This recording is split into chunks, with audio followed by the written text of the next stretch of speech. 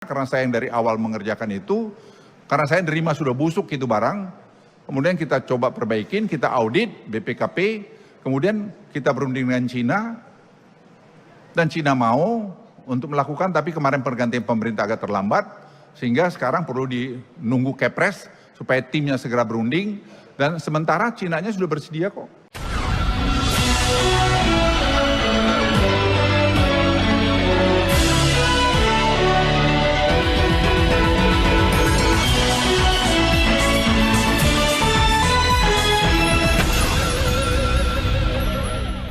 Halo, apa kabar? Assalamualaikum warahmatullahi wabarakatuh. Senang sekali saya Hersbun Arif bisa kembali menjumpai Anda semua. Kalau Anda mengikuti perkembangan kereta api cepat Cina WUS, ini sekarang ramai banget, bahkan heboh ya. Karena proyek ambisius kereta cepat Jakarta-Bandung atau WUS ini sekarang menjadi sorotan tajam. Bukan hanya dari netizen, juga dari kalangan para pengamat. Karena proyek ini dari yang semula digembar-gemborkan bakal jadi kebanggaan nasional, sekarang malah fokusnya orang jadi kontroversi utang yang membengkak. Siapa yang harus membayar ini? Karena Menteri Keuangan Purbaya sudah menolak membayar dengan APBN, sementara Danantara yang induk dari ini holding dari PT KAI yang bertanggung jawab membayar utang juga meminta agar ini ditanggung oleh pemerintah. Dan yang paling menarik tentu saja kita soroti itu dampak dari hebohnya atau ribut-ribut soal WUS ini, hubungan antara Luhut Binsar Panjaitan dan Joko Widodo. Ini tengah diuji bagaimana nantinya dua sekondan ini, dua sohib ini yang dulu pada dalam pemerintahannya Jokowi selama 2 periode itu saling mendukung, bahkan Luhut sering pasang badan, tiba-tiba sekarang dia jadi buang badan. Pada 16 Oktober 2025, Luhut Binsar Panjaitan dalam kapasitas sebagai Ketua Dewan Ekonomi Nasional mengungkapkan, saya yang dari awal mengerjakan itu, karena itu saya terima sudah busuk itu barang, kata dia. Menarik ini, sudah busuk itu barang ya. Seperti kita ribut soal WUS. WUS itu masalahnya apa sih? WUS itu kan tinggal restructuring aja. Siapa yang minta APBN? Tak ada yang pernah minta APBN. Restructuring, saya udah bicara dengan Cina, karena saya yang dari awal mengerjakan itu, karena saya nerima sudah busuk itu barang, kemudian kita coba perbaikin, kita audit BPKP, kemudian kita berunding dengan Cina, dan Cina mau untuk melakukan, tapi kemarin pergantian pemerintah agak terlambat, sehingga sekarang perlu menunggu Kepres supaya timnya segera berunding, dan sementara Cinanya sudah bersedia kok, nggak ada masalah. Apa yang nggak bisa diselesaikan kalau kita kompak? Dengan data-data, waktu itu masih zaman yang lalu, kita dari Menteri Keuangan yang lalu, dengan pihak Tiongkok, kita waktu itu saya masih di Marves, itu kita selesaikan kok. Sama dengan LRT, LRT ini apa enggak masalah? Masalah. Kita restructuring, kan beres. Ini juga sama. Kenapa terus bilang ada nanti kita WUS akan diganti dengan South China Sea. Apa lagi ini? Kadang-kadang saya nggak ngerti bicara. Jadi kalau kita saran saya, kalau kita nggak ngerti datanya, nggak usah komentar dulu. Nanti cari datanya baru berkomentar. Nah, baru enak. Karena kalau tidak, atau mungkin cari popularitas murahan, ya silakanlah kalau itu sih. Tapi saya pikir kita harus mendorong pemerintah ini kompak, solid untuk melakukan pembangunan ini. Basisnya data. Saya bilang silakan datang ke saya, nanti saya jawab. Apa masalah? Cina itu hanya bilang kita akan mau terus sampai ke Surabaya, kalau kalian tadi menyelesaikan masalah restructuring ini segera.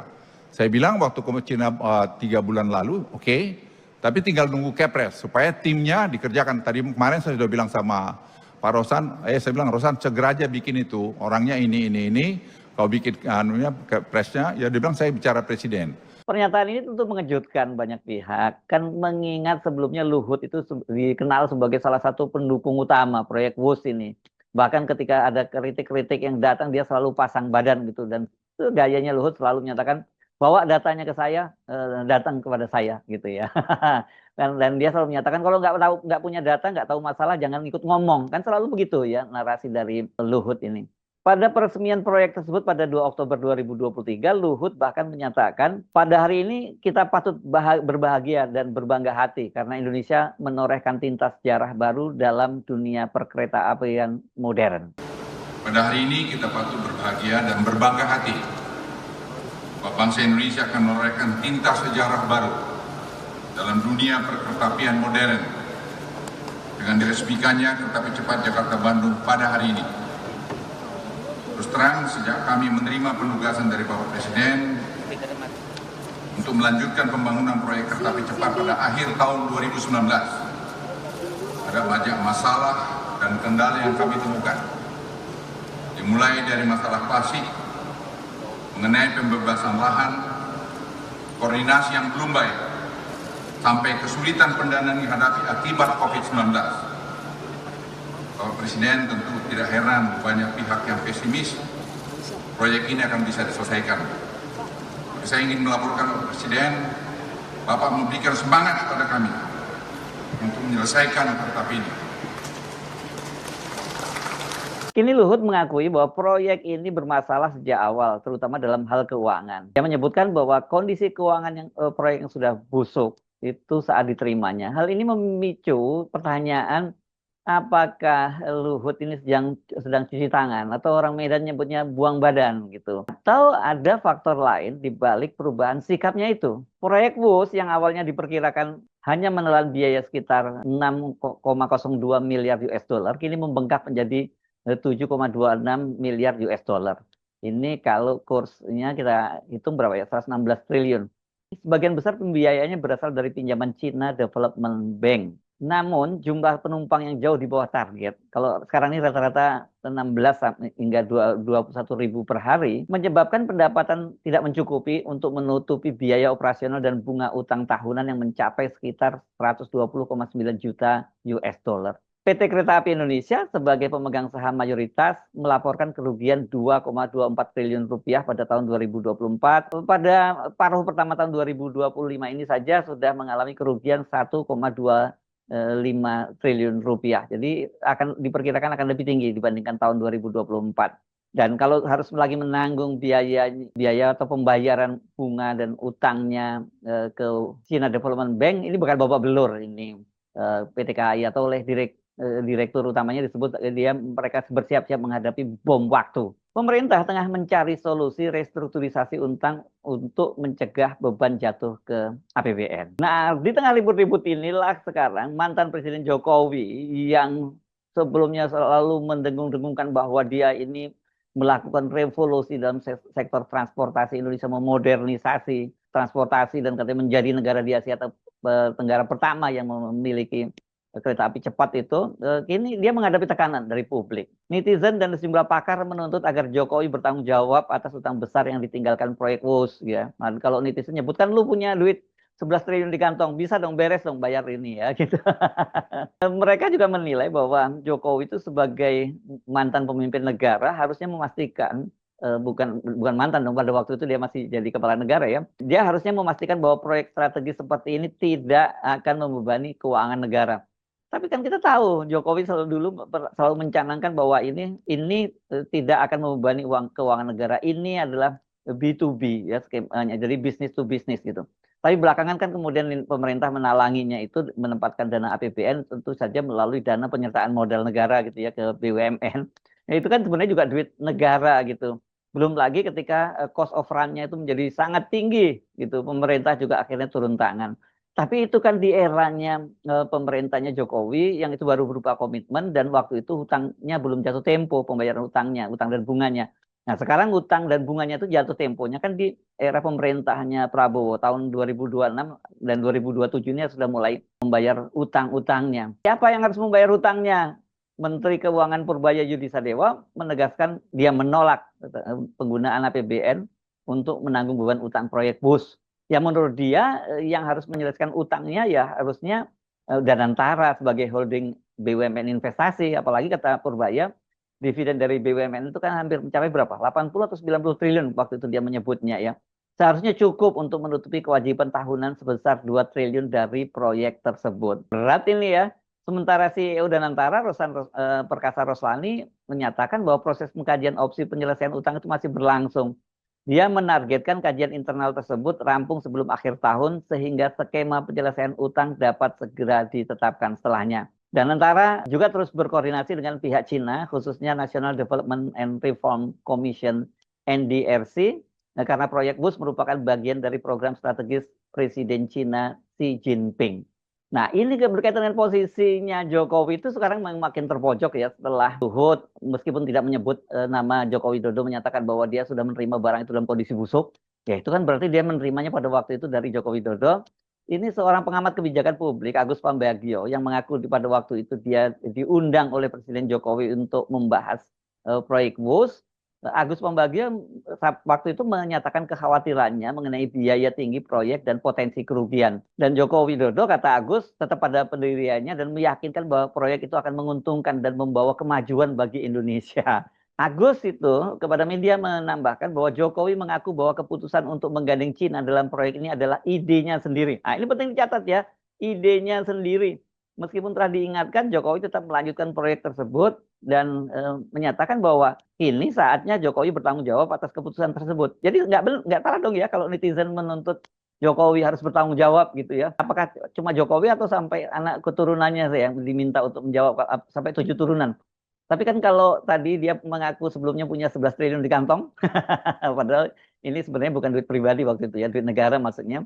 Tapi netizen menyatakan itu duit Jokowi, bukankah cukup untuk membayarnya? Jadi nggak perlulah ya anak keturunannya itu membiayai ini ya, membayar utang gara-gara proyek ugal-ugalannya Jokowi begitu ya. Nah, sekarang kembali ke pertanyaan hubungannya antara Joko Widodo dengan Luhut. Saya kira ini yang sangat menarik karena tadi Luhut menyebut bahwa itu barang busuk sejak awal.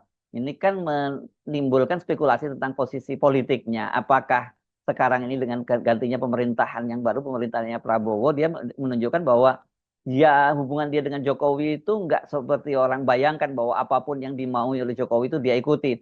Atau toh kalau dia ikuti kan dalam kapasitas dia sebagai bawaan presiden, jadi mau nggak mau, walaupun barang busuk itu, ya dia tetap harus terima. Apakah itu yang dimaksud oleh Luhut? Sebagai salah satu tokoh penting dalam pemerintahnya Jokowi, itu tangan kanannya, jabatannya sangat banyak, dan dia semua, kalau ada persoalan itu diserahkan kepada Luhut. Sikap Luhut ini bisa jadi sinyal adanya pergeseran dalam dinamika politik nasional. Apakah ini Luhut itu berarti sedang mempersiapkan diri untuk langkah politik selanjutnya dengan cara dia menjaga jarak dari kontroversi WUS ini dengan Jokowi karena itu barang busuk sejak awal.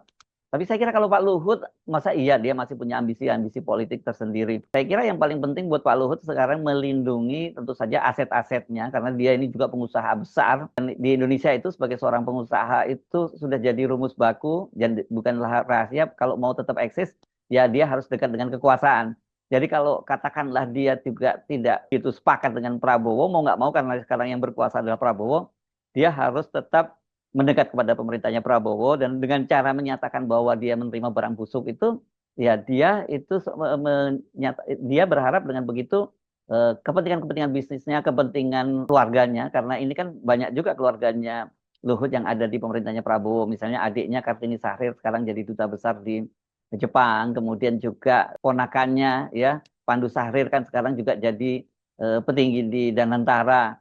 Jadi mau nggak mau kan Luhut harus berpikir itu dia menyelamatkan kepentingan bisnis juga kepentingan politik dia. Makanya dia harus menyatakan seperti itu, tidak pasang badan lagi. Kalau dia pasang badan sekarang soal WUS, dia bakal juga digeruduk oleh netizen dan juga oleh para pengamat seperti halnya Jokowi. Karena sebenarnya banyak orang juga sampai sekarang itu masih mencatat bagaimana sikap, tindak tanduk, dan keputusan politik dari Luhut di eranya Jokowi dulu.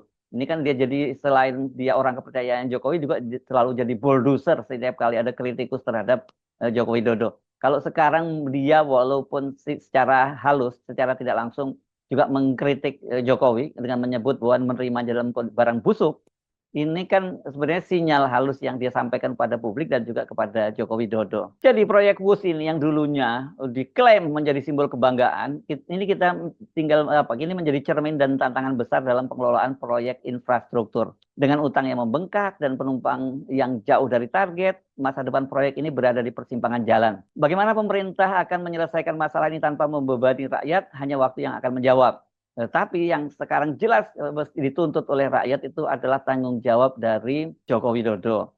Kalau Luhut misalnya sudah mulai buang badan, sekarang kelihatan tampak sekali yang harus pasang badan ya para buzzer. Ini yang muncul para relawan atau termul yang tampil di berbagai media, di dalam debat-debat di media televisi, dan juga di media sosial, dan mereka terpaksa harus pasang badan dengan argumen yang sekenanya dan dengan risiko mereka dibully juga oleh publik dan juga lawan bicaranya. Saya kira ya kalau orang Jawa menyebutnya memang segala sesuatunya itu ada batasnya, dan kemudian orang itu disebut ngunduh wohing pakerti. Apa ini bahasa Indonesia ya?